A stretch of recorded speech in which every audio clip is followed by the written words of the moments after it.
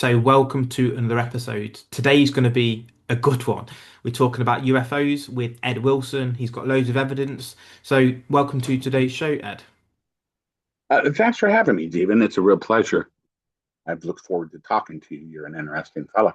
My name is Ed Wilson, and I have a different background from most UFO researchers today. Originally, I was a historian and rare book and document dealer. But that was only until I rediscovered what's the most important piece of NASA photography ever. It's called the Simpkinson NASA UFO. And the only reason it survived is because NASA's original Space Task Group chief engineer, Scott Simpkinson, preserved it in his personal archive, and it's sat untouched in the family basement since 1996. When I first saw it, one thing became obvious immediately. It's an indisputable flying saucer. It's a shocking image. So shocking, I began cross-checking it against NASA's own material. What I found was this. The lithograph wasn't an isolated incident. The same object shows up again in NASA's official Gemini XI Hasselblad photographs, a Maurer photograph, and again in the never-before-seen 16,000 frame RCA D15 mission film that I recovered from the National Archives here in the States. When you line all of them up, the secret lithograph, the public NASA photos, the hidden RCA camera footage, the object matches across all of them. They're different angles, different lighting, different cameras, but it's the same craft. We're not dealing with a single frame. We're dealing with a documented sequence of events NASA never intended the public to see. This isn't folklore. This isn't a story someone told somebody. This is forensic, archival, scientific evidence. We have NASA's astronaut voice transcripts reporting weird craft in real time. We have NASA's technical debriefing, where the astronauts deny seeing any anomalies, except one, the exact anomaly that occurred during the D15 battery failure. We have a 6-minute communication gap, which is a classic signature marker in NASA anomaly events. We have a perfect, indisputable cloud pattern match between the lithograph and NASA's own frame S6654585, a scientifically verifiable match that proves the lithograph originated from a real Gemini 11 photograph. Your own eyes won't lie to you. We have a timestamp artifacts on the RCA film that indicate missing digital frames, frames that should exist but don't. And this is incredible, and you can read it for yourself, word for word, in NASA's own Johnson Space Center oral history, the testimony from NASA's legendary photographic director, Richard Underwood. In his official oral history interview, he states clearly that no one outside a small security cleared group has ever seen a first generation NASA photograph. Every image the public has ever seen, every image researchers have ever seen, every image you've ever seen, and Congress too, is from a third generation negative. Make sure you understand what this means. I mean, we've never ever seen the original NASA negatives. So when you take all this together, the lost lithograph, the missing matching Hasselblad photo, the 16,000 frames of hidden RCA film, the astronaut transcripts, the cloud pattern verification, the missing timestamps, the National Archives recovery, the CIA MPIC duplication systems we now know were in operation. You have something NASA can no longer explain away. The craft in these frames are not lights. They are not lens flares. They are not reflections. They are structured objects photographed by NASA across multiple camera systems in 1966. It's all 100% NASA imagery. Don't take my word for it. Follow the NASA trail and believe your own eyes. The public deserves transparency, and that's why I'm here today. Pleasure it is. So thanks for that. And just to sort of caveat, just for the listeners, so that was a sort of brain dump of the evidence, the information, the credibility of what Ed's going to talk about today, just so we've got that at the front end before we go into the discussion. So just to sort of show everyone what one of these Yes. lithographs is, and you can explain obviously why this is Yes. what the difference between that and an actual photograph is. There we go. That is it. That is the document. 6 by 9 inches.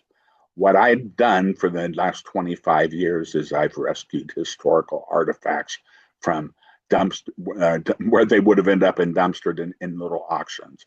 I made my living because I'm a historian, and I recognize that in the auctions we have here in the States, a lot of times families don't know what's in there, and they're auctioning off the ancient relics of previous relatives. They have no idea what they are. And it's my job as a historian to rescue them from the dumpster and from obscurity. And I have many, many items in museums around the world, and it's very gratifying to do what I do, but it's also very lucrative. For instance, and what I rescued and this lithograph came from was an archive that had 564 original NASA photos in it. And what you have in the book are some of these photos. In fact, it's the best collection that exists because he's the original guy. But just so you understand what you're looking at and the value of these photos, I sold 282 of those 564 photos at Heritage Auctions, which is the world's premier space auction site. Those 224 photos sold for 80,000 US dollars. And that was 3 years ago, back when a dollar was probably 90 cents, but it's about 45 cents now. So these are just wonderful photographs. And here's how I came across them. As I said, that's what I've done for the living, is I'm a rare book and document dealer. And your background, when you look along the top walls of the background there, I have a beautiful set of those British prints that you show right there. I have the originals. And if you look at my house, you can see that every inch of the house is covered just like that. It's just an obsession that I obsess on. And it's good to have an obsessive personality, because I think what happens when that's the case is you get to the bottom, you get to the root cause of something, because it's not a job. It's not something that, oh, I have to go and research this terrible topic. Your interest drives you to ask additional questions, which then send you to additional literature, which then sends you to the original source. You go to the original source, you see who wrote it, you check their life out, and you end up going down this magic rabbit hole that actually gives you so much truth at the end of it. And the most pressing question I have, and we'll come on to the way that you can explain the evidence and how you can assure that it is correct photography and things like that. The pressing question that I would have, though, is why lie? Why would NASA take this photo, have all this information about UFOs and aliens and other life forms and or whatever else, but lie about it, lie to the public when essentially it's tax funded to an extent, if you want to put it that way?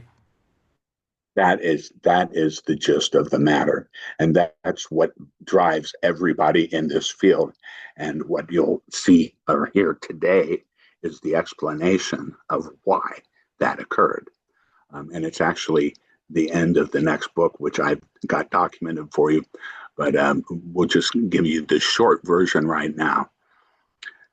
And my research in the CIA files, and like you, I would pay money to do what I do. These CIA files that are available online, I'm sure you can even get them in Britain. It's called the Central Intelligence Agency Reading Room. And the differences in our governments might make it a little less clear how things work, but things work this way in the United States. In the United States, military secrets, military secrets, anything done by the military in the United States, according to our Constitution, is subject to control by the Congress. And that's what the original classification systems came up with. Anything secret, top secret, classified, all those terms are different classifications of secrets. But anything done by the military had to have that classification. Top secret, secret, your eyes only. But that means in our United States, which NASA is a part, that Congress has right and oversight to it. That's constitutional. It's in our Constitution.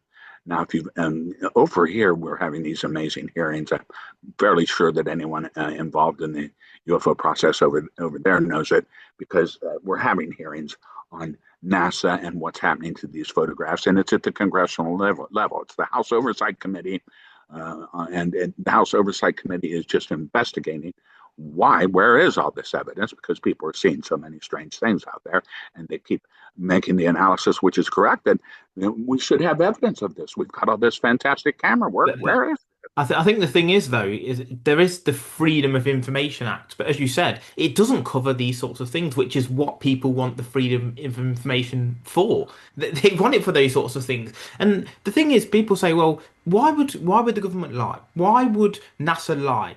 But what about all of the evidence of, but the lies with I'll finish the 9/11, explanation. maybe Let me the stop you lies right with there. COVID? It's Let me stop you right there, and I get carried away a little bit, but here is the direct answer to what you've asked. It's called spycraft. Here, when you look at the hearings, you see guys like David Gresh. Everyone's familiar with him, and he says, "I can go into a skiff with you and discuss spycraft." What that means is this: the life and death nature of the world, and the military in particular, these guys risk their lives every day, and they are paid by us to have the ability to take lives too. When you hear about a death threat, they're serious, and you will hear today. I'm going to point out some written in the document things you can read for yourself on death threats. What happens is, in the United States, as everywhere in the world, you cannot trust generally a politician to go to the store with your money to buy a box of candy, because you're going to not get what you wanted. It's a condition of the world. And there's power struggles throughout the world. Everybody needs to make a profit. You and I do partly what we do because, we want to make a living too, but we just want to use different talents in doing it. And hence we do this. What happened is this: the government here, according to our Constitution, gives the right for Congress to access all secret documents, all top secret documents, all classified documents. And what you see in that lithograph, and you will notice at the top, unclassified. So, in order to circumnavigate this, and I've got the documents to show it, it's called spycraft, and it's basically this: they no longer put their information, even though it was military in nature, as a classified document. They invented a whole new category called sensitive but unclassified. And what that means is that they are under no obligation. The CIA, all the intelligence agencies in the United States are no longer under the obligation to present that evidence to Congress, because Congress only has the right to classified information. So that is how they do it. And here's the other thing: that I have 10 CIA documents coming out in the next book. You can read for yourself in the reading room. What they did is this: there are the secret documents that I have. They're CIA documents. Just to show you the list right now, they're coming out in the next book. If you take a picture of that, guys, there you will see actual CIA reading room numbers. You will see the classified. You'll see what they say. And this is the later form. This is the ones that go back to 1965. I document everything else in the 1956 to 58 documents. So there's just hundreds of them, and you will enjoy that. I know personally, the kind of person you are, once you get in the CIA reading room, you won't be able to resubmerge for hours and hours. In 1965, which was when the Gemini XI mission occurred, an amazing thing happened. What happened was the Gemini XI mission passed over top of Cape Canaveral in Florida, which was our space launch center at that time. And while they were there, they were introducing, back then, things were so primitive back then. I'll have to spend a lot of time explaining to everyone out there, because you guys are all younger. I lived during this period, so it's just amazing the changes I've seen. The technology was not anywhere near what it is today, but we'll get into that later. In 1965, they introduced the Hasselblad 500 camera, which was used in the space flights and still used today because it's so good.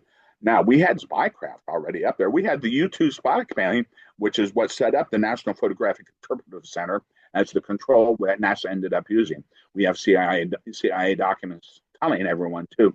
The NASA was purportedly to be a civilian agency, but it never was. And I have the classified documents that show where they say we do not want people to know that we are the actual people in control of NASA. So it was always presented as a civilian agency, and I think most people realize now that's subterfuge. There are too many military secrets involved that they could have gotten away with that. It was just a reaction to the Sputnik launch when the Russians surged ahead of the United States as far as rocket technology was concerned. So it was a handy ploy, but I've got the documents where they tell you basically we don't want people to know that we are in charge, but they were in charge from the get-go. This goes back to the 1956-58 documents. Now, in 1965, they fly over top of Cape Canaveral, our main military rocket launch center, and they take a series of photographs. And the photographs from Gemini XI are with the Hasselblad camera. Okay, now the Hasselblad camera is not a spy camera. We had satellites up there doing spy work. We had the Corona programs. You can read all of them, but they were highly different technical cameras meant from surveillance for space. When they took the ones with the Hasselblad camera, and then they were observed by the CIA. The CIA made a montage, and guess what? From the simple handheld cameras, they were able to extract so much detailed information that you very quickly could have made an exact ICBM missile target map. And these are life and death information being easily garnered from handheld cameras. They did not realize how important those things were. So the 1965 CIA documents say we made a montage of this. This cannot be allowed to continue. We were trying to hide things from the Soviet Union. We didn't want the Soviet Union to know just how great our spy cameras were. We didn't want them to be forewarned, okay? And this is life and death stuff. These guys are losing their lives over these horrible wars that we as human beings engage in. So the memo says, from now on, the National Photographic Interpretive Center will be the first receivers of the first generation NASA photographs. Richard Underwood, who worked on the U-2 spy planes and was a photographic interpreter for the government, okay, he was in charge of all the NASA photos. He hand developed, and you'll get this in the JSC interviews with him. He hand developed every single photo from Mercury all the way through Apollo, and then up the way until I think in 1996 is when they did these interviews, and he was still working then. So from him, he did the initial development. The film that we used in NASA too, this is what's different. And when it comes to congressional investigations, you can read Richard Underwood's testimony. It's not normal film like other people use. He says the Russians were using just commercial film. The film that we used at NASA was the thickness of saran wrap. Okay, so that's the first clue that you've got to look for. When you want a first generation negative, you have to realize if they give you a negative and the negative is a standard commercial film, which everything is, then it's not first generation. It's something that was made from the first generation, which is that saran wrap thick film that they used only for these cameras. So those films, and you can read in the NASA archives, he took that film, and from that he made the first generation or the second generation negative. Okay, and that was on that saran wrap film. Immediately after that, he made those copies, and he scratched the initials, and he says he made several of them. So those master copies, no one's even seen those except the NPIC, the National Photographic Interpretive Center. They got that generation, that first generation copy, went to them. They worked for speed because they were analyzing military film from military operations. They went through it, their photo analysts looked at it, and they extracted all the information they thought that needed to be obscured, and they did that. And then from that, NASA did not get those photos. So the photos were developed there at NASA. Then they were sent to the National Photographic Interpretive Center, and that became the archive too. I've got the documents. That's the archive. And then they sent it back to NASA for release. NASA never had charge of what could be released. It's crazy. It was I know you've got some. I've got the CIA documents right here. I know, but I just want to get just before we get to some more photos and things. I just want to ask the question. So, okay, we know that governments lie and these organizations lie. The question is why though? Do they lie No, they're not lying. for our No, no, benefit? no, no, no, no. Stop. You're missing the point. I need to elaborate a little bit further what's going on here. What happened is they're not lying. When NASA comes up and says, we have no photo evidence of UFOs and stuff like that, it's called spycraft, okay? And what the spycraft is this. They developed the photos there, but they developed, the only person who saw it was Richard Underwood, the CIA operative. He developed it, made the first negative from there, and it went immediately from there, not to NASA. And that's what the CIA documents show. It did not go to NASA. It left the photo lab there, went to photo analysis at the National Photographic Interpretive Center, and then the only thing NASA got was what they sent back. I mean to see. No, wait.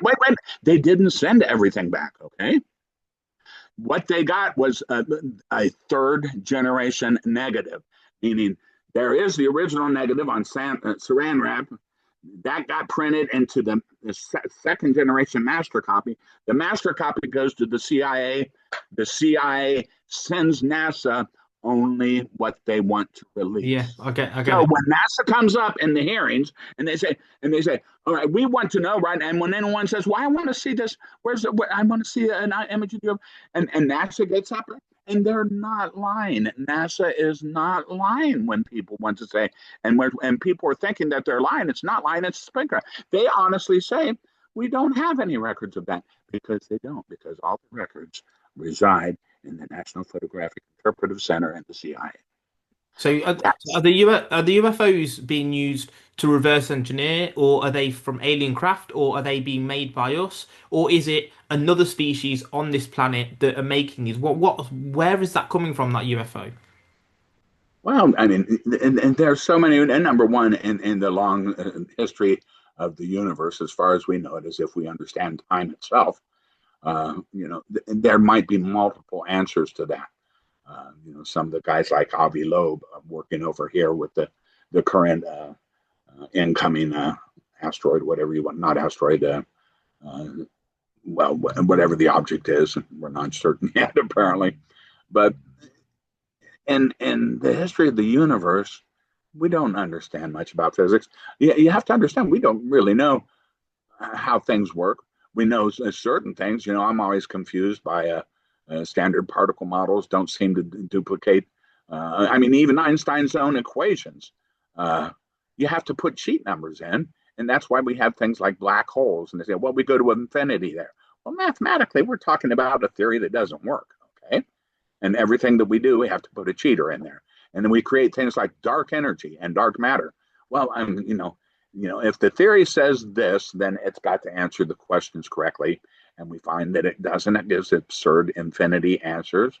But it's very useful. It's a good model if we add this cheat factor, if we add dark energy, if we add dark matter. If we add those things, yeah, it works.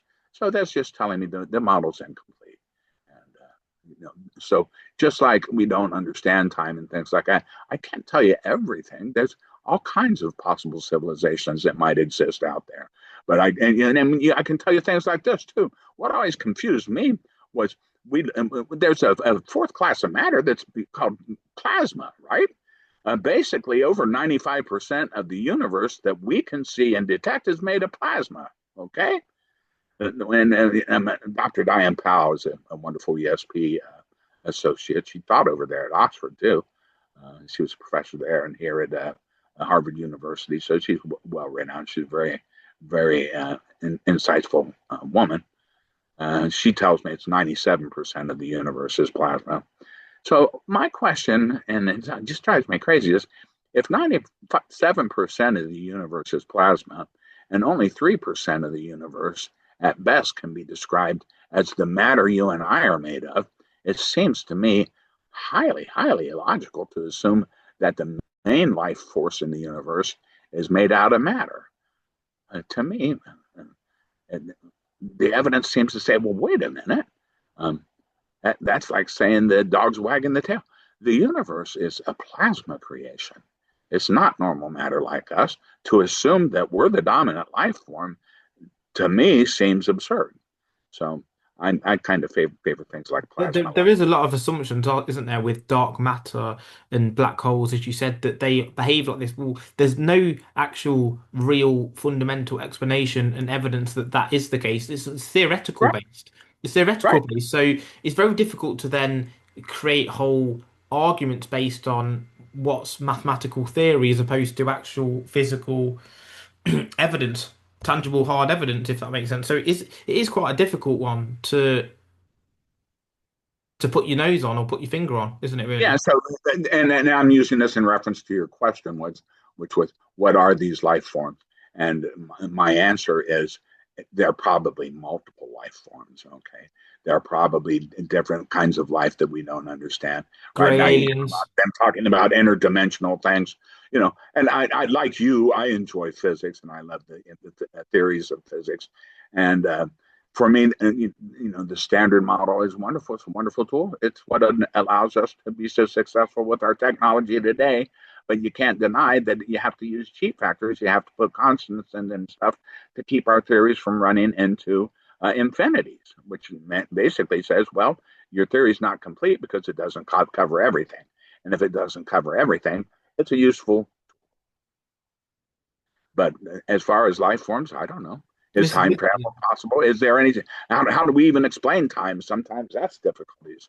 You get into these theories about the relativity. holographic universe, Oh, holographic universe. yeah. Yeah, Yeah, holographic and stuff, de yeah. Sitter space and curved de Sitter space, and what's a black hole look like on curved de Sitter space? These things, we don't know the answers to those yet, but that it's fun, and they're coming up with some wonderful theories. And But the thing is, people have had personal experiences of seeing UFOs, of grey aliens, of and the Anunnaki of the past with regards to Egypt. Why are people so demonized for being whistleblowers? I think it's Bob Lazar and people like that. They're demonized for giving evidence of working at these places and seeing anti-gravity and UFOs and all these sorts of things. Why is that the case? Is there something that's giving the government power by knowing that? absolutely, absolutely, you've hit the nail on the head, and we're all guilty of it. It's just a human foible, and it's the way the universe is set up for our form of life, that there has to be competition. Okay, we compete for sexual dominance, we compete for monetary dominance, we compete for military dominance, and we all do it. Okay, none of us is guilty. It's my question is, why did I have to be born human? Because it is a brutal world, and those factors bring in, for example, here's a story from the Richard Underwood and the head of the NASA photography department. He was picked by Werner von Braun, and they gave him a phone call and asked him to come. Basically, he was a photo analyst for the U-2 spy planes and worked on the B-29 spy planes, doing spy work all over the world before there was any space program. He was doing a spy mission down in Guatemala, and of course, he was involved with the CIA then. And he landed back in the airfield, and there on the airfield, as he described it, was the most beautiful native Guatemalan girl he'd ever seen in his life. She was absolutely fascinating to him. He fell in love with her, and he married her. And you can read this word for word, documented in the Richard Underwood Johnson Space Center oral histories. And his thing is chock full of all this information about why the photographs are hidden too. But the story he tells is this: when the general in charge of him and his secret missions heard that he had married the Guatemalan girl, and this is in his own words, word for word, what the general told him, and he puts this in the oral history because this was done in 1996. He puts in his own words, he says, when the general learned what I had done, he called me into his office and he told me, and this is quotes, I should have you shot right now without a trial. So when you hear this life and death stuff, you want to read what this is going on in the spy world. Yeah, you can read it. That's NASA's oral history. I just told you how to find it. Go to NASA, Johnson Space Center, Oral Histories, Richard Underwood. There's 40 pages in there that has all this information. Richard Underwood was the guy who set up the filing system for all of NASA's photographs, okay? And he was a CI operative, as you see. Oh, but let me finish the story because it's so good. This is why I love these military guys too. They're so much braver than I am. They have courage unparalleled. I'm not that way. I'm a little wimp. I'm trying not to get noticed here so nobody kills me. But at the end, he talks about that general again and his general's statement telling him that he should be shot, which thankfully he didn't get shot without a trial. And he says, and now I'm living in Houston here at NASA with that same girl, and we have 4 kids, and they all graduated from college, and some of them are now working for NASA. And it's like he's telling that general, near, near, near, near, near, near. And there you go. He's telling me that I can't marry her. And now look at us. We're all successful, probably married longer than you ever were. Awesome. So, yeah, what an awesome statement. You got to love a guy like that. And that's what all these guys are, all these military guys. The incredible bravery that they exhibit. I just am fascinated by it. And these histories that you read right here, the very first projects were the Mercury programs. This guy, Underwood, or not Underwood, this is the Simpkinson NASA Archive UFO. So this is on the back. This is the front cover of the book. Okay, that's basically the image that you saw. That's the unclassified document. Remember, unclassified means you don't have to turn it in to the government. They can't subpoena that because it's unclassified. On the back cover right here, you see that lovely picture?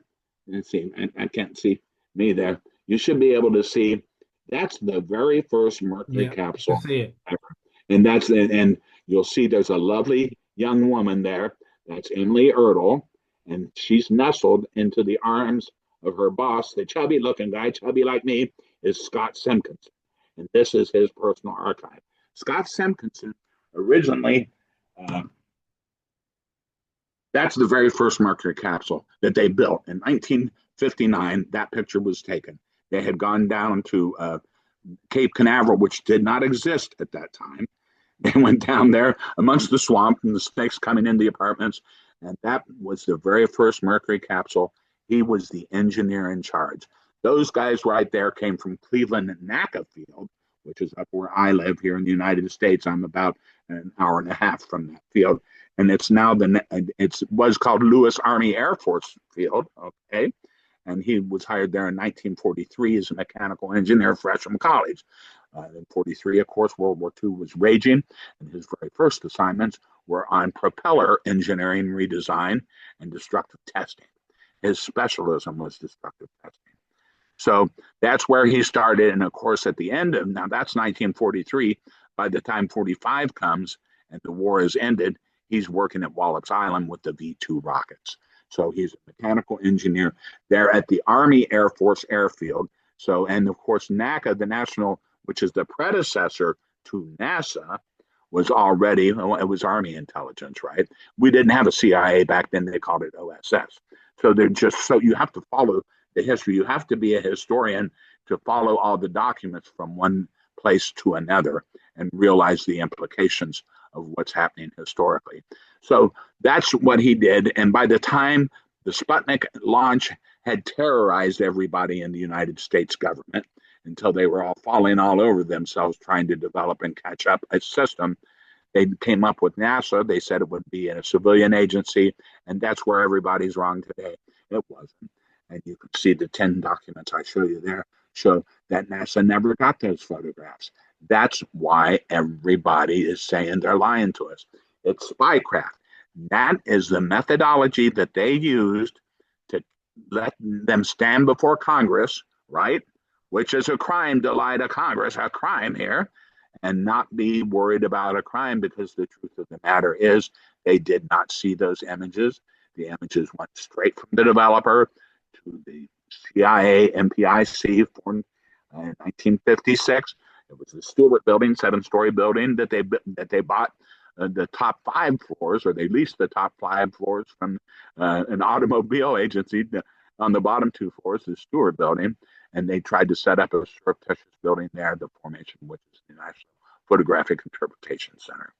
So, I'm kind of, as you can see, I have a hard time controlling all the information that fluxes in. All these things are tied in a floating package of thousands of documents. So, kids, just so you know out there, I'm hard to listen to, but that's what these books are for. Guys, there you go. This is the first book, okay? This is 650 pages. And it's all documents, all right? It's all documents and scientific reports. And I had to cut it down from 1,000 pages.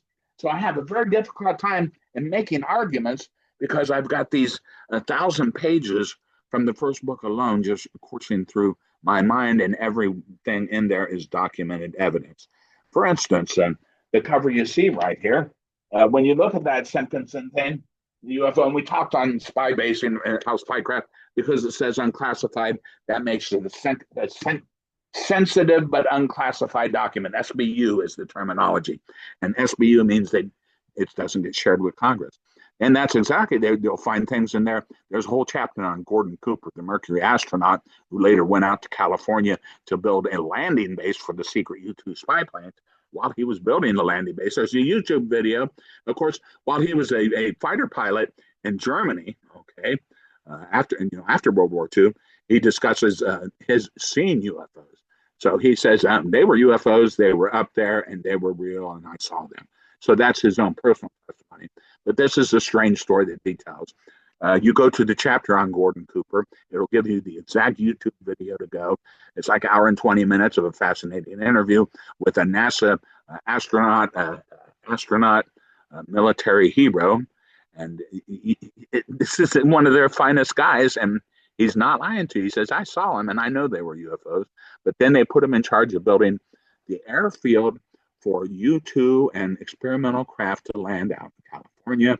He was the guy in charge of all those engineers, and he was making a movie to show the generals exactly what was going in to the technical details of this landing strip. And he had a film crew out there with cameras, and the book will tell you the exact second you can go to and hear from him how he did spycraft.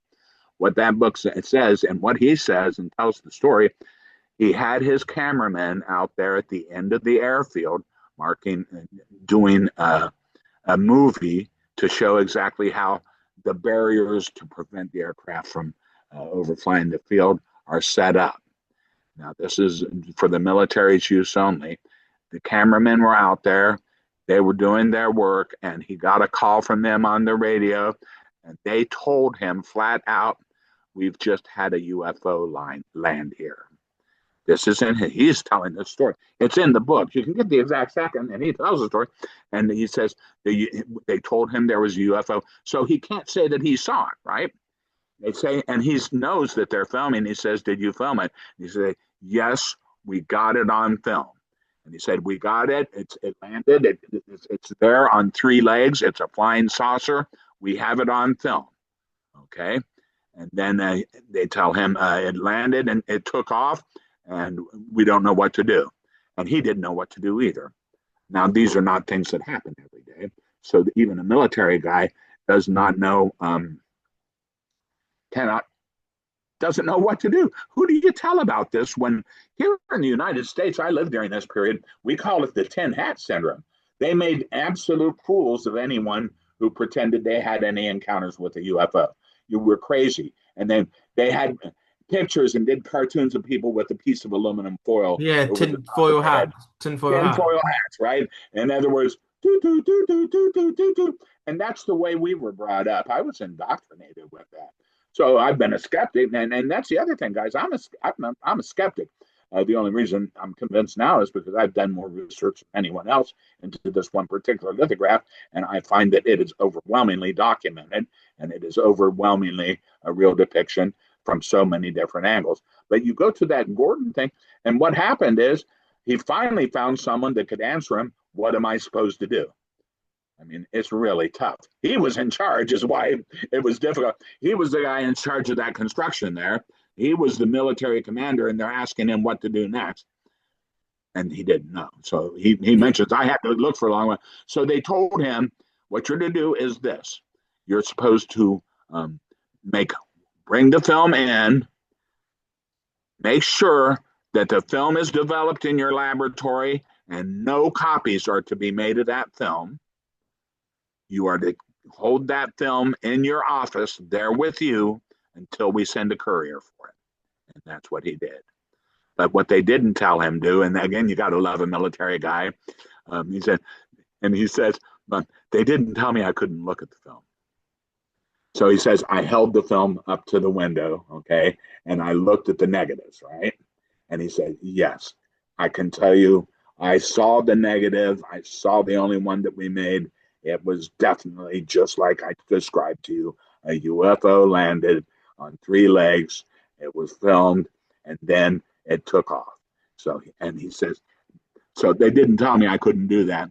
And then he waited and he never saw the film again. Then the interviewer asked him what happens to it. He says, you don't understand the military. You don't ask questions. I have no idea what happened to that film after I gave it to the special courier. But this is the other thing that he says also.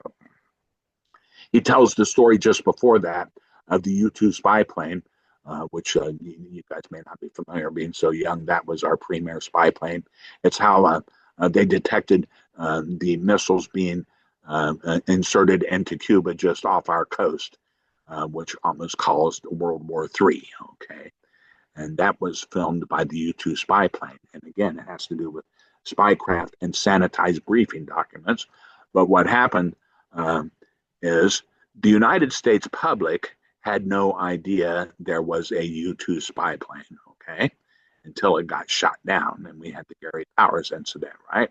Finally, the Russians were able to send a missile up and bring down the U-2. And the United States was shocked. They said, well, how's this? And the other thing is this, Congress was shocked too. And that's the way our government is set up. And it validates what I'm telling you now.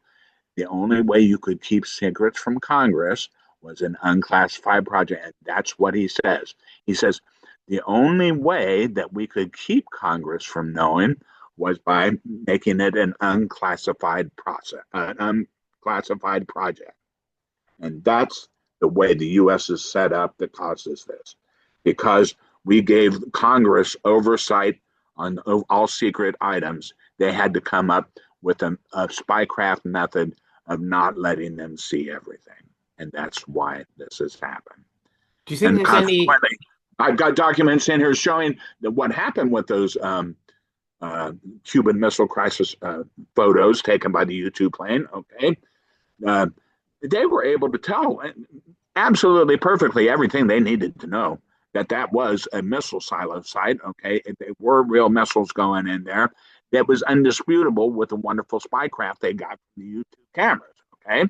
But, and the U.S., and this is the other thing Gordon Cooper says. Gordon Cooper says, yeah, nobody in the United States, nobody in Congress knew about this secret project. He says the Russians knew more about it than they did. So the Russians knew more about the U-2 than that Congress did because they found a way to keep this information secret. But those U-2 photos that they took that almost caused World War III went directly to the National Photographic Interpretive Center, just like the NASA photos. And from there, they developed, and I've got all the documents from the 1950s tell you that they own the exact stuff this lithograph is made from. It's either Harris or it's the Heidelberg press. The equipment's listed there. There's the whole story of them setting the building up. But they would make a briefing document. A briefing document is this. You can't put the photographs out there for general public to see. If you put that U-2 photograph out there, then the Soviet Union will look at that photograph. They will photo analyze it, and they'll say, my God, look at the technical capabilities. And they will back engineer the specifications of the camera that must have been used to do that, right? And then they will also back engineer the methodology, perhaps, that it was taken. We don't know if it's one of the Corona satellites or if it was the U-2. There's so much military information that analysts, a guy like you, we give you a magnifying glass and put you in with one of these high detail photos. I bet you can tell me what's going on, can't you? Because that's what these guys do for a living. They're analysts. They think outside the box. They have a vast reference source in their mind that they can use to attack something from 100 different angles. And that's what I do as a rare book and document dealer. From before I buy anything, that's my money I'm putting out there. I want to be able to verify that the paper is real, verify that it's not a duplicate, that the ink's real. And that's the other thing in this first book. I have an 80-page scientific report that I paid for from a company called Microtrace in Chicago, Illinois. Their specialty is photographic and paper analysis for lawsuits, and we're talking about multi-million-dollar lawsuits. So they charged me $5,000 back when $5,000, well, it would be like $10,000 today to do this 80-page report that analyzes everything about the paper, the photograph, and shows that it's not a fake. Okay, so I've got reports in here, I've got science in here to show you what's going on. But that's the interesting part about spycraft. And you ask the question, and everyone's asking the question. Well, how can they stand up here and lie to us? They're not. I'm the first person to put together this string of events from the released files. These are CIA documents telling the story, but I'm the first one to put them together. You have to understand, you have to get into the CIA, and I know you're going to, as soon as you get out and get done with this interview, I know you're going to go to the CIA reading and start reading those documents. They released these. Why not? Yeah, oh no, I spent hours there now. Okay, the stories are wonderful. Here's the document on how they did the first building. It was called the Stewart Building. It's a 7-story building, and it tells the story of them actually creating it. Like I said, I've got the list of the lithograph machines that they bought and put in there. The story goes generally, they picked a site for the National Photographic Interpretive Center, and it was going to be a secret site. No one was to know about it. They were creating a new agency, and they didn't want anyone to know about it. So they found the Stewart Building, and they picked it because it was in a little bit seedier part of Washington, D.C., right? So it's not down here on Embassy Row with spies everywhere, or in the other highly suspect area where it would be covered. A little seedy area, and there was an auto agency on the bottom 2 floors, and they had a sign up there, and the sign says the upper floors for rent, okay, building for rent or lease. And they said, this is perfect. And by the way, that's the location of the first SCIF. SCIF is a secure classified information place where only, and you hear them talk about it all the time, it's where you can talk secrets or see secrets. And that's part of spycraft. So this is the creation of the first SCIF. Anyone who needed access to this, and I have the documents of them bringing people in. They brought NASA people in there to see photo interpretation and learn it. And you can read all these things. I found the source. I found the sources of that. So that's what they created there. But again, back to the story and how good these documents are and how much pleasure you're going to get reading from them. They talk about, we did everything we could. We have a secure, secret, vaulted area. Nobody knows about this. We've got a cover name for our organization that'll be on it here. We've got a route to bring the equipment in. Here's the equipment we brought in. We're going to have the personnel up and running here. And he says, everything has gone great as far as establishing this secret organization. And then at the end, it says, we only had one problem. And he says, there was only one problem security-wise. And that was when we went to take possession of the building 2 weeks after we got it from them. There was a sign where the for lease sign had been, and it says, rented by the CIA. So this is crazy. This is fallibility. Remember, these guys, this is back in 1956, guys. Things were different back then. We didn't have cell phones, okay? We didn't have cross the ocean television capability. I remember personally watching the first Winter Olympics in 1964 on the first satellite capable of carrying commercial television. That did not exist. We didn't have the internet. You couldn't find any research unless you went to a special institute, a historical society, a library, an archive. That's how we had to do our work. Jesus cow. Here's an interesting thing. One of the first photos you see, I have over 150 of the earliest photos showing the very first Mercury capsule that they built. It's on the way to the gantry. Kids, this is how primitive we were. It was on the back of a tow truck. So there's the very first space capsule on the back of a tow truck. And That's here's the crazy. evidence that'll bring it home. This will bring it home to you, kids. This is how primitive we were. I didn't have a calculator. I had a slide rule.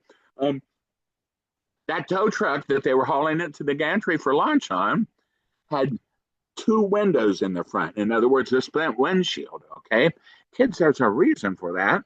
The reason is this: um, we didn't have the technical capability to build a single big piece of safety glass.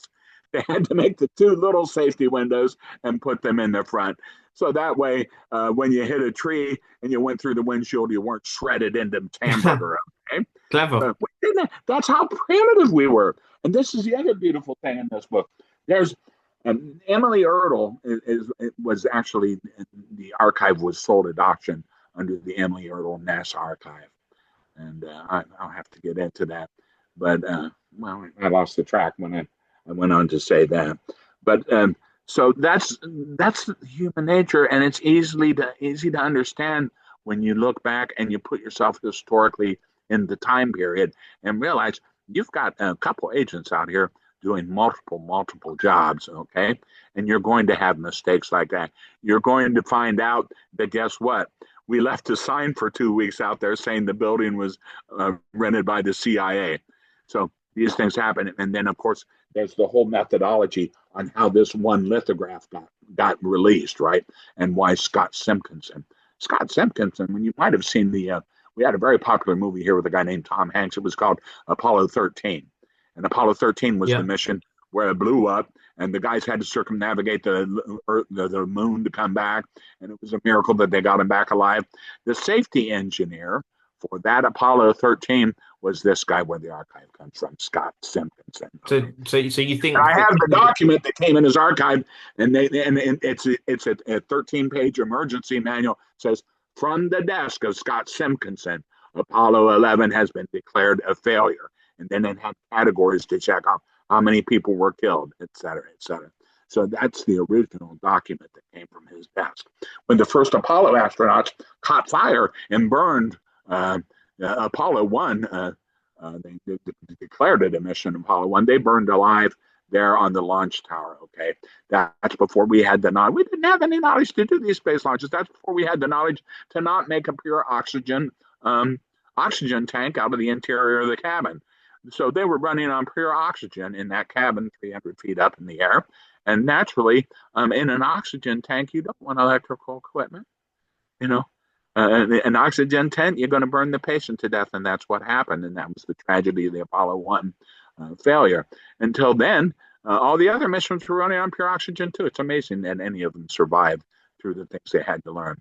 The mission, this Gemini 11 mission here, they had 11 or 12 experiments on there. They had to cancel one because of the flight delays. They couldn't do the astronomical observation on a comet that the Japanese had discovered on the way in. So they had to substitute a second, but they had 12 experiments on there. When that thing launched, after the first experiment they did, they had to open the door and throw the equipment out because there was no room. Those 12 experiments, these are little tiny capsules. Nothing was known. We were super primitive. That first Mercury capsule that I show you there, that was to test the ablative heat shield. Nobody knew. All the theories were saying, well, how are we going to get it back in? And they're talking about heat shields made out of titanium. And of course, that's super expensive. And it's too heavy that they could even get it up into space. It would have been too heavy a craft. And what they came up with the ablative space shield. And that Big John mission that you saw them standing in front of. And look at the place they built it, too. Looks like an old garage from 1948 or something, doesn't it? Do you know the information that was given from Simpkinson? Do they mention? So even this whole thing, you've Yes. got images, but do you have information about other than the fact they have three legs, of the properties of these unidentified flying objects? No, that was not from Simpkinson. That in my book is the YouTube link with Gordon Cooper video that you can watch, and I even have the time in the second that'll bring you to the description of the. But does it involve the properties? So, some people say that the UFOs are super quick, some is anti-gravity, some is invisibility, whatever. Is there any mention of the properties of those UFOs, or is it just the image of what they look like? No, it's just the description of the encounter and what he saw with his own eyes on the film. Okay? And the three-leg landing craft, I think he said three legs. Okay, so that's on there. But I mean, if you get into some of the, I mean, at least over here we have a wonderful magazine done by the Simons Foundation. Simonson Foundation. It's called Quantum Magazine. It's the best tool out there for those trying to understand some of these concepts that might help us understand what's guiding these craft. It's great. You get into some of the newest, our universities, they have all of they have the most recent downloads. Every article you can get all the bibliography and read the actual article itself. There's so many interesting things as to the hull characteristics. I wrote a couple papers myself, but that's not getting into my stuff. But basically, what I'm fascinated by is what they're doing right now. And it's like with how the computer chips are made and with new materials and meta materials, the newly engineered materials engineered on a subatomic basis, which we're using to manipulate energy in computers, okay? And our finest lithographic computer chips, right? Those things are so tiny. We're talking about nanometer level engineering. We have bunches of papers. I got to read a couple early release ones, and I realized such things as self-repairing materials Wow. that self-repair. And do you think Uh, that's come from they got like technology from the UFOs, do you think? yes, and that's my thought. One of my favorite source books is Philip Corso and his book, The Day After Roswell. Philip Corso, of course, interesting, wonderful stories in Philip Corso's work. If you haven't read it, you got to reread it. Especially, this was written, I think it was in 1996. He worked in the foreign technology office of the Pentagon for the United States Army. Again, you have to remember that that would have been, I mean, there's the Air Force was the Army Air Force, okay, in World War II for us, okay. It did not become separated, I think, sometime in the 50s, that we had a separate Air Force and then we had the Army Air Force, okay. And then those guys are colliding for money and power. Philip Corso talks about he was working for the Army. The guy he worked for was one of the most brilliant engineers ever, and he was in charge of the Foreign Technology Division. Philip Corso was an advisor to the American presidents. Okay. So when you read this book, you'll think this guy he's a diminutive mousy looking little guy, but not only was he, you would expect him to be a great engineer, which he was, a fantastic engineer, multilinguist, wise all over person. Not only was he that, but he was also a cold-blooded killer. He had been on Pork Chop Hill, and the reason that he was so faithful to this general, and this is not in the book, but he says, I promised my general that I would not divulge this stuff until he did. And that's when he wrote The Day After Roswell, was after his general died. His general, like I said, another brilliant engineer in charge of the Foreign Technology Division there in the Pentagon. We had a famous battle over here during the Korean conflict. It was called Pork Chop Hill.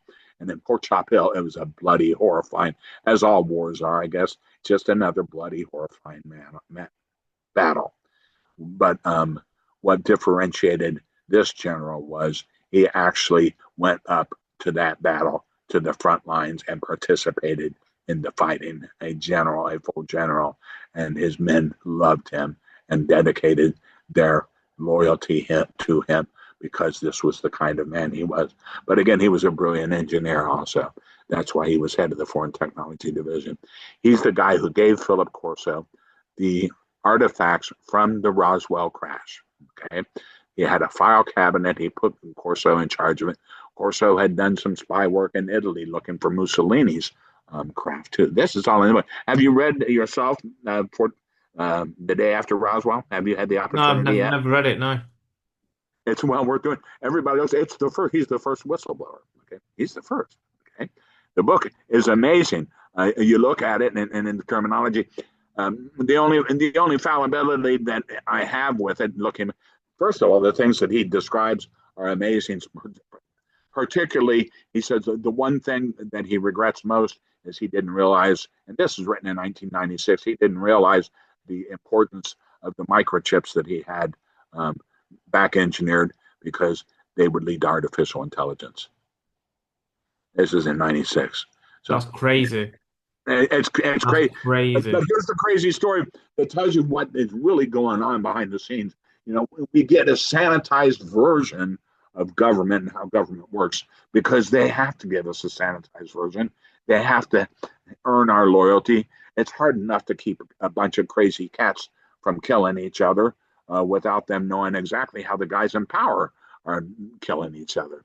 He describes in the Pentagon, he had an office where he had kept the file cabinet of the things that he back engineered, fiber optics. He had example of fiber optics from the craft that was crashed at Roswell, and that's what he took to Bell Laboratories. And what their division is forming. He was a presidential advisor. It was called Foreign Technology Division, and their whole purpose was to back engineer foreign technology, and they do it surreptitiously. And one of the products, they went down to Brazil and they found a beautiful, absolute best machine gun ever invented by the Brazilian government. And they copied it and back engineered it, and it became one of the mainstays of modern militaries today. But that's the kind of thing that they did. The whole Foreign Technology Division was back engineering stolen um, technology. Now, it was foreign technology, but we don't realize how foreign it was until you read Philip Corso's book, where he received the filing cabinet of junk wreckage that the Army managed to procure. And the gist is that that was the Army's portion. The real portion went to the Air Force, according to him. Okay. But this is how the government really works. He talks about he was in the Pentagon, he had his service pistol in his holster, and he took that. And he had been the previous day, he had been delivering classified Army technology to one of the manufacturers for back engineering, okay, which was his job, getting foreign technology back engineered. And this may have I can't remember whether it was one of the UFO things or just his standard back engineering job, but he was followed, he says, and he knew he was being followed by the CIA, and he was not going to stand for it. He was a spy himself. You do not follow me, okay? So And this, that's as I said, he was a. So what did he do? He took his revolver out. He went to the CIA boss's head, who was in charge of having him followed there in the Pentagon. You can read this in the book. And there in the Pentagon, he went into his office and he says, "You had me followed yesterday." He slammed his gun down on the guy's desk and looked at him, and he told him, "If he follows me again, you will no longer have him." Now, this is the United States Army talking to the United States CIA. This is how power works in the world. So, these are things that you have to study as a historian so that you can see what's really going on. When you have, and now today you have different versions. Of course, they're trying to keep it secret. You have certain elements of the government trying to release these documents, right? But you have other elements fighting against them. And it's just like the Army wants one thing, but the CIA wants another. And who's going to control the power? Well, the Army is trying to get a little bit away. Hey, here, this is real. Take it away from them so that I can have some more of it. This is what's going on. This is how the it's, world it's, it's it's works. crazy, isn't it? Because that's sort of my Reality. theory. It's like, so people think, oh, they're not telling us about UFOs to protect us because we're under some existential threat. But reality, I don't know if you've seen that TV program Prison Break, where it's got What's Scylla. it called? It's called Prison Break. No. So there's a USB card basically that's called Scylla, and they think it's the company's black book. And if they destroy it or they get it, they'll find out all of the agents who killed other people. And then they started to realize that that had to be a fugazi because why would you just destroy that? If you had all the list of all your operations, you'd just destroy it, correct? What they realized is that was what was on there was new technology that they could monetize and make money from, which is why it was so important because they could, as you said, back engineer things or had technology for new power sources, and they could slowly feed it to us and make maximum income. That's Philip Corso's book. You've got to read The Day After Roswell. Read his book. That was his job. He was feeding bits of the spacecraft, and he was not telling them. And of course, they are great engineers there. And he's not the first. I mean, we've got this stuff going on way back in Tesla's day. Okay, that's the only fault with Yeah, Corso's book Nikola is he Tesla. seems to feel like he's the first guy to do it. And they're saying, well, you took these fiber optics to Bell Lab. Well, they already had a problem going. Yes, they did. But it was his stuff that made the breakthrough of it. We had a gun in Vietnam. It's called the Starlight thing. That was engineered. You read Corso's book. That was the eyelid of one of the aliens. Okay, they dilate. They what's the word when you cut someone up and look at it and Slice figure and it out? dicer. Yeah. Well, anyways, they took the eyeball from the alien and they looked at the eyelid. Okay, and they Dismembered. found out that Oh, eyelid. autopsy, autopsy. Autopsy, yeah. In the thank you very much.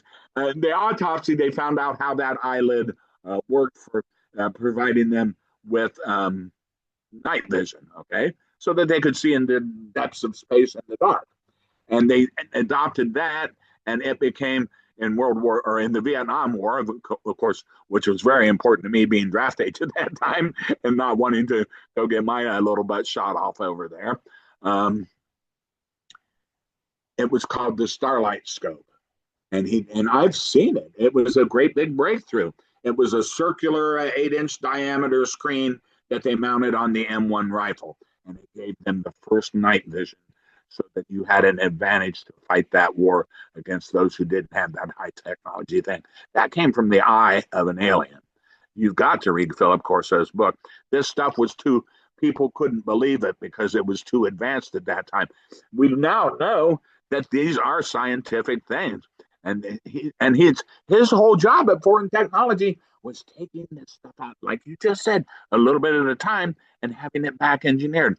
And that way, nobody knew what was happening. But you're talking about the power struggles and you're talking about corporate ability. My God, all the patents that came from these back engineered things are the foundations of the great wealth of the world. Okay. They don't want you to know that they back engineered Yeah, it from this is it. derived buds. It's power. And it's okay. That's the way we are. It, And it, I'm it, just as it's bad, and you're just as bad. It's just hard to run roughshod over human nature. it's It's like it's Apple, isn't just not it? They don't even improve the phones. iPhone 10 and iPhone 17. The camera's slightly better. The phone's slightly faster. The battery's slightly better. And it's instead of just saying, look, this is what we've got. Because I personally think that the government are more than 20, 30 years ahead of us in terms of what they know, technology easily. And I mean, we're just slowly, there are slowly things getting out that there in information. space you and I have no idea of now. Okay. I mean, we have, I'm sure there are space stations out there that are military in nature. We have all these treaties, which Ukraine kind of reminds us on how good treaties are. Um, we have all these treaties about non-proliferation of weaponry in space and stuff. I don't believe that for a second. Okay, I don't believe that we don't have nuclear bombs hovering in space above us. I don't think that's anything that the Chinese are interested in, or the United States for that matter. And by the way, It's mad. I love that I'm talking to someone in Great Britain because I have no idea uh, just exactly how advanced and what participation Great Britain does I in mean, for space. me, I think that with regards to these sorts of things, I do think that it's more of a global thing than people realize.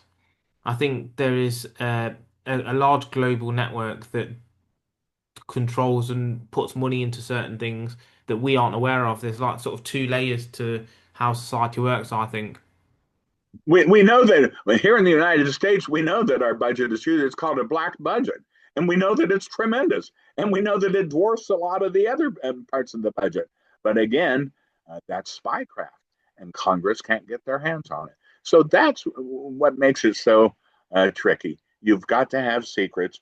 Our government is a democratic constitutional government that requires subservience of the military to the civilian. But that just doesn't work. No one, it never worked because you can't tell a congressman a secret. The next thing you know, the Russians know about it. So It's we, true. it's just the way it has to be. And people who risk their lives for us, I was a peacenik and stuff like that too. But that's when I thought the world was as it was presented. It wasn't until you learn history and you have a perspective on what's really going on there, and even your own human nature. I had to live a bad life long enough to realize that Jesus, I'm as bad as anyone out there. It's human nature. That's what when we all fight it, but boy, it's deadly. We are a deadly species. So based on that, then, so human nature or not, we've understood that are these photos out there that are legitimate. They were taken. Yes, it's the copy of the original, which is on the negative. Which Negative. is in charge, which I have the document saying that they're in charge of it now. So they Exactly. don't reside at NASA. So there's a document, another CIA document saying they are now the repository. So NASA is not the repository for it. See how this spycraft works? Because you're getting all these people asking for this, and the trick is get them to ask the wrong branch. That's the trick. Spycraft. Pulling the wool over your eyes. Yeah, it's there, but you can't see it because I put this arrow pointing this way. And so you're asking this guy, and he's getting up in front of you and testifying on my life. You can put me in jail like the law says if I lie to you. I realize that if I lie to you, I must go to jail. No, we don't have that. He's not worried. He doesn't have it. Yes, They true. never Yeah. did have it. We have the documents showing the trail. They never had it. So that's why my work is really revolutionary. So what you're doing today is you're getting some other things out of it. Like I said, you're getting two important things people never realize. Number one, I just gave you the source so you can read for yourself. The Johnson Space Center Oral Histories of Richard Underwood. Read it. It's a nice 2-hour interview, and he tells all the secret stories I told you about. But he also admits, he says, nobody, in his own words, nobody has ever seen more than a third generation NASA photo. That's He crazy when you think he, about it because he created the whole system. Werner von Braun brought him in there. He did everything, and it's how they mislabeled numbers too. And that's all tied in with his training in spycraft. They have that. You would think you'd be able to get the film sequentially off, but they don't. They put it on called NASA red numbers. So when you go to look at a photograph and those are and here's the other thing you need to know for all you guys who are interested in doing serious research: NASA is out of the business. You can't do a Freedom of Information Act for the photographs anymore because they got out of that business. This was 66 years ago. Okay, so they now turned it all over. You go to Arizona State University, ASU, March to the Moon. Okay, every single NASA photo from those first 3 missions that they know of, that NASA knows of, every single one of them is listed high definition scan at Arizona State University, March to the Moon. You can go to the Hasselblad camera, the Mauer camera by each mission, and you can see the actual photo that's on record there in the highest definition so that you can see what is available. You can expand it. And here's the other thing that's interesting. There are 5 photographs that I discovered that the UFO was taken in. It's when the Gemini craft was coming back in, and you can see it in S66 54584 is an actual image where the UFO is visible in that actual photograph. That photo analyst on it. And you can expand it and grow it up inside, and it reflects light when you do just do a photographic analysis on it, have the Fourier transform done, and you can see it's a solid real object. Okay, but it's just tiny. It looks like a string of lights. But then I do a cross-reg geospatial analysis between that and the Simpkinson UFO, and it's real. And here's a guy. Do you ever hear of Travis Taylor? We have a popular show over here, a bunch of UFO shows and stuff. This is from page 522 in the first book. This is his analysis. He's a NASA analyst. He's a trained NASA Okay. photo analyst. Okay, he's very famous over here. He's outspoken, and he worked for the government. And I think this is his report. There you see the lithograph. And okay, what you're seeing there, that's the actual photograph of NASA photographed. You can be seen in March to the Moon, Arizona State University, Gemini 11, Hasselblad camera, number S66545585. What you see there is the actual photograph compared to the lithograph, okay? If you look at the bottom, the black one, of course, is the actual photograph, and then the lithograph is on the left.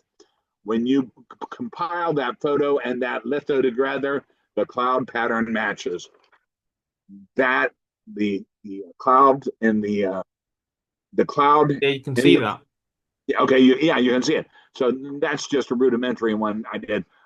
In my upcoming book, the cover will be the exact match to a professional photographer. I just did that myself. But this is page 555 in my book, the 20-page report by NASA's photographic analyst.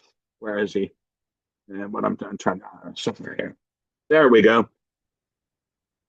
This is from page 555. Travis did that for me. This is the lithograph. He magnified the lithograph. He ran some high-grade artificial intelligence searches on it. And you see these lines right here? It's pointing to orbital debris in the lithograph.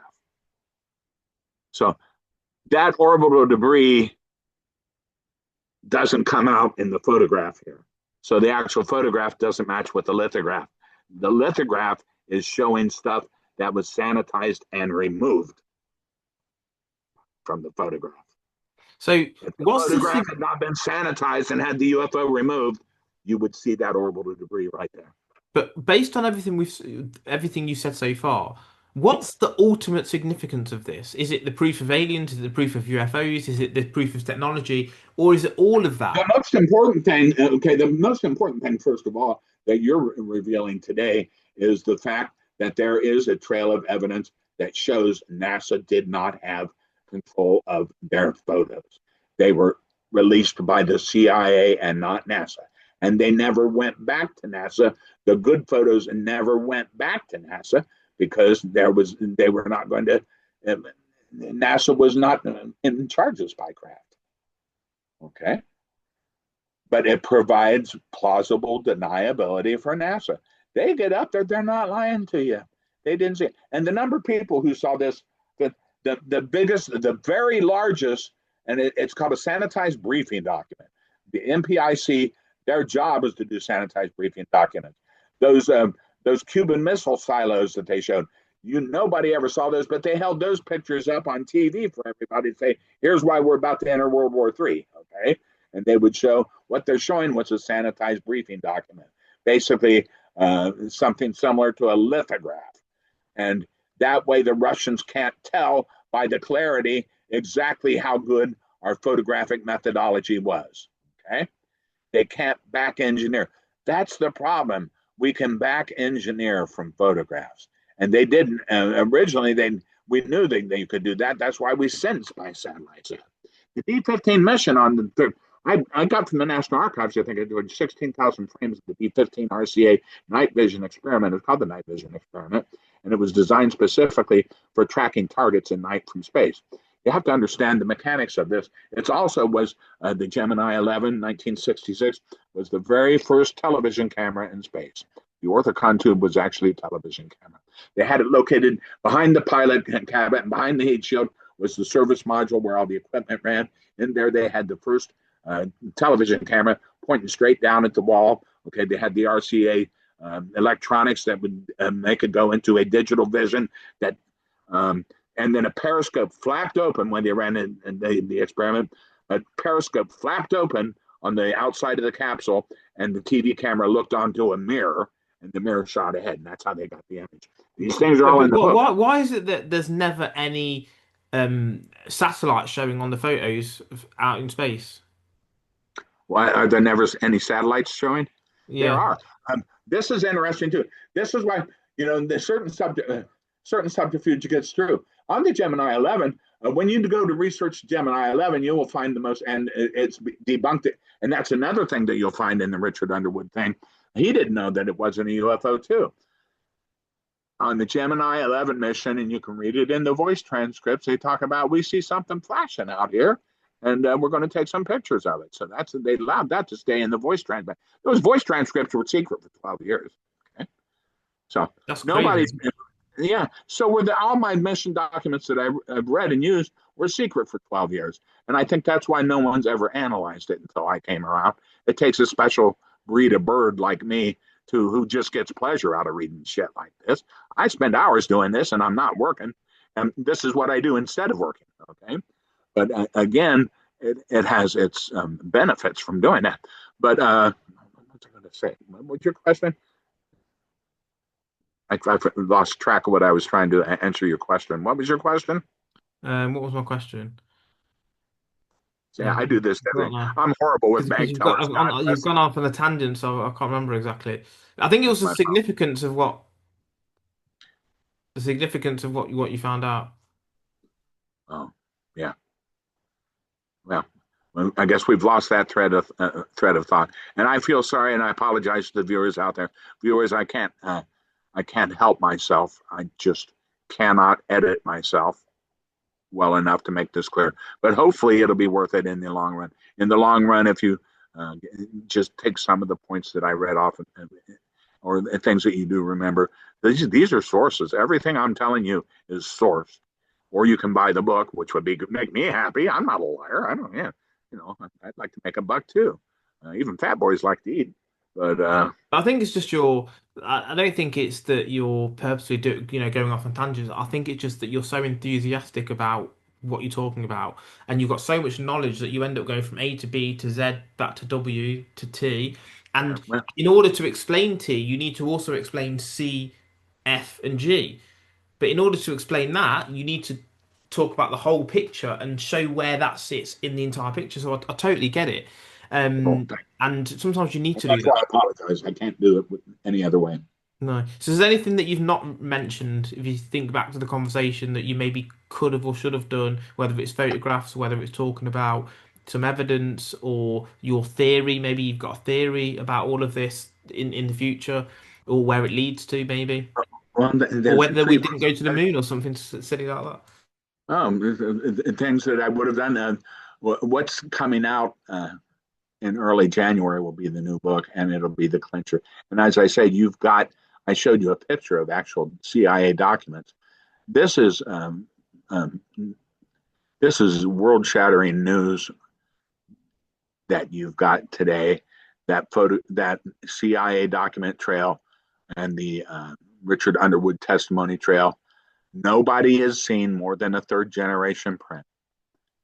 None of you researchers, did you know that? You haven't seen it. I haven't seen it. No, that's mad. And the thing is, the reason that's And crazy is nobody, because and NASA never had charge of their stuff.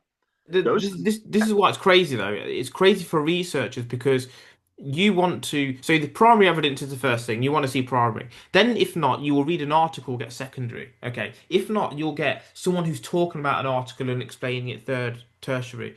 But the problem is if the primary evidence is kind of tertiary, then it's like, wow, you don't have the fundamental starting point you should do, if that makes sense. yeah, you haven't seen the original. And now we've got the methodology documented in CIA documents of why you can't get the answer. And we're asking, and how tricky can you be? Spycraft is just basically deception. It's magic. It's making you look over here while you manipulate something here. And it's worked all these years, and it will continue to work. But hopefully, we can throw a little light and get some full and new researchers out there. Your audience out there, I tell you what, there's someone out there who's going to take what you and I have discussed today, and they're going to run with it, and they'll come up with their own wonderful observation on their own wonderful end of the world, and bring out to light something that nobody has brought out to light before. So Absolutely, absolutely. So you where don't can need to, people find your and I book know if they there's just someone in your audience that's going to do that. absolutely and if people have decided after listening to you speak, do you know what? I want to find out more. Where can they find your book? Oh, and here's the other thing: to just go to Amazon. Oh, I'm not trying. I mean, I want to make a buck, okay? But I've tried to show photos that you can. This on Amazon, they show the front and back photos on Amazon. You can order it from any bookstore worldwide. Okay, it's on Ingram Sparks, so it doesn't. Just order the title. Hidden under our nose. What's that thing? How the Simpkinson UFO led to confirmation of strange craft in public NASA photos and it's a report to Congress too. I've sent copies of this book to the United States Congress investigating UFOs. I've sent copies of this book and this information to President Donald Trump. I have the receipts showing that they did it. I have huge. I've got. I'd say there's just so much information. I mean, 600 pages in that book, 300 pages in this book, and the new one is going to be pages of document. They're all evidence. But what I tried to do, get on Amazon. The first one is the Simpkinson NASA UFO. That's the first book. That's 650 pages. It's got pictures on it. Okay, that's the actual lithograph. Okay, you can see that. Of course, there's more high quality pictures in the book, but I tried to put on the back.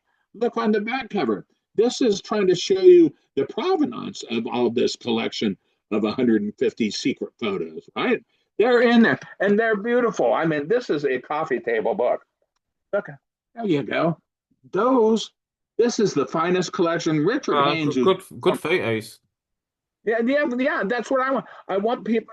This is Richard Haynes who worked there. I mean, okay, these are secret. Those were secret components that they built. You want to know how the guidance system on an Atlas rocket worked? That's what these photos are. That's why I sold 200 of them for $80,000. Okay. This is the real McCoy. This guy is the guy who built the blockhouses. You see, you want to see? There you go. I told you the little story about the split window dump truck that they had. There's the first NASA Gemini capsule. See the split window dump truck? Wow, that's crazy. It's crazy. Yeah. This is God. We were primitive back then. Then look at these beautiful men. This is the archive. This guy built the blockhouse. I'm trying to find a picture of the blockhouse with him in it. He built the blockhouses that launched these things from. He's the guy who had his finger on the launch button of those first Mercury project. Oh, and here we go. There we go. There's the first control room. Have you ever seen the first Mercury launches, what the control rooms look like? No, you haven't. Lift up a little bit. Yeah, perfect. Oh, yeah. I can see now. Yeah, awesome. Yeah, he built that control room. That's him sitting in the back on it. He's in charge of it, okay? That's the first launch control rooms. He built the blockhouse and the control room and put it all in there. That's who this guy is. And this is his personal archive. So for anyone who's a UFO fanatic, it's mandatory to get it, isn't it, really? Yeah. And then here's the other thing. And this is what I'd like to point out to you. I was telling you how primitive we were back then. That's just those sections. These two binders were created by Emily Ertl. The auction was listed as Emily Ertl. The family who had it in their basement for all those years actually called NASA and said, we have all these pictures and stuff from our aunt, Emily Ertl. When she died, her only surviving family were a couple of nieces and nephews. And this was way back years ago. And they had to go down to Houston, and she died alone in an apartment.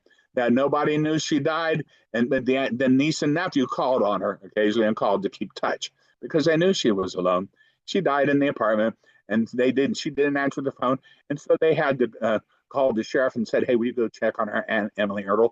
Well, Emily was the lifelong lover girlfriend of Scott Simpkinson, okay?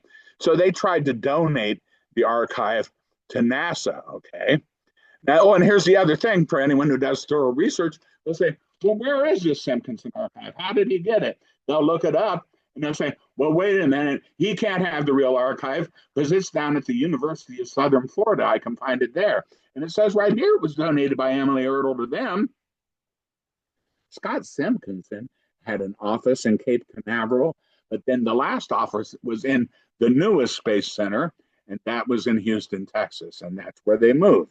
But they still did launches, so he had an office down in the Cape Canaveral, which is Florida, okay, and that's why it's the University of Southern Florida has the archive donated by Emily Ertl. But this personal archive came from her apartment in Houston, Texas, another 500 miles away. So how could he have the archive if it says right here it's in University of Southern Florida? Well, that's because he had two offices. And so when he died, she was there with him, and he had his collection was there in her apartment, right? Because they were lovers all these years. So that was his personal collection stayed with him. The office and 500 miles away, she had to go, and they gave it to her, right? It says right there in the archives, NASA gave it to Emily, and Emily donated it to the University of Southern Florida because she's 500 miles away. A woman doesn't realize the significance of it then. History. She was making history. She had no idea that she was. So this was just her work and Scott's work. So she donated it to the university. So that's why there's one that's listed as the Simpkinson Archive. It's from his office in Florida. This is where they lived in Houston, okay? And that was where his current work was. And of course, he had an office at McDonnell Douglas. He was a chief engineer. And you can see right from the photos, you can see this guy right there. That's the first one. And there's a nice picture of him in here with Eisenhower. He did fun things, interesting anecdotes in his life. There are books written about it. I've read them all. Books where they just mention him one after another as he was the go-to guy. The reason you don't hear much about him now is because he died just months prior to the NASA Johnson Space Center Oral History Archives being done. No, they never did one on him. And he may have been the trigger. When he died, they may have realized, gee, everybody who built the system is dying. We better make an oral history of them. So that's when they started doing 2-hour interviews with each one of them. And as you can see, the secret information that they spelled out, man, read the Underwood, just Johnson Space Center Oral History, Richard Underwood. Read it from cover to cover. Every story I told you is in there for your own thing. You will read for your own words. Nobody has ever seen more than a third generation NASA photo. Awesome. I think we'll leave it there. And that's hey guys, red flag, right? Massively, massively. And then the CIA documents that I have saying we are now the repository, and all information will be released back to NASA from us. Oh, absolutely, but yeah, thanks very much. You've got a vast amount of knowledge.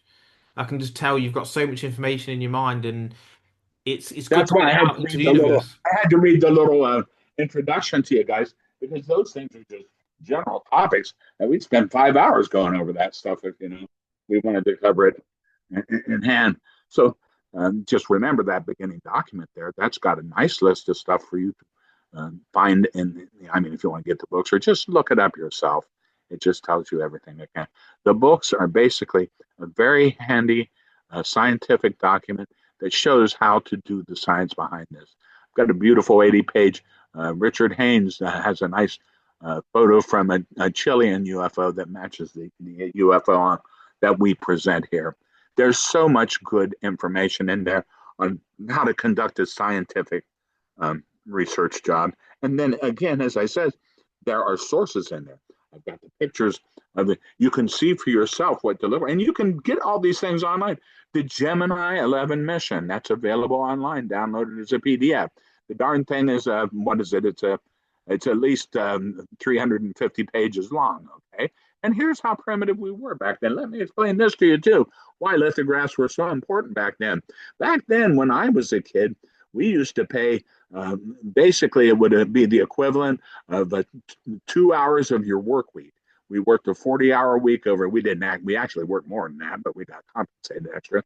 But if you worked a 40-hour work week, 2 hours of that week would go to make just one copy of the family portrait, 8 by 10 or 9 by 10, okay?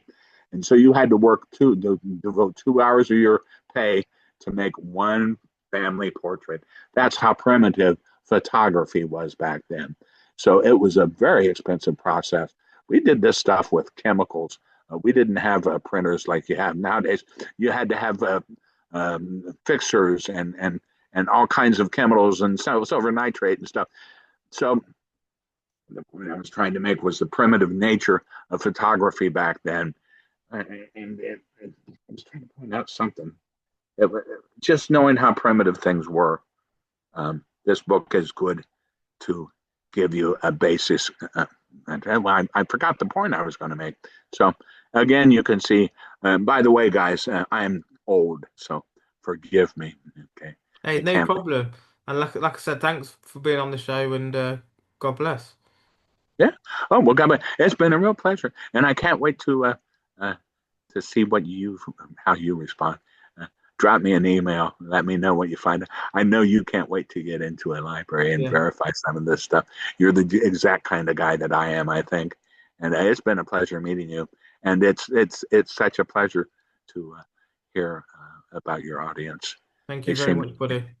I'll an definitely check it astute, out as an well. astute group of people, and I could use their help. I'm not buying the book, but just continue what you're doing and look into these things because the future's coming from you. I can feel it.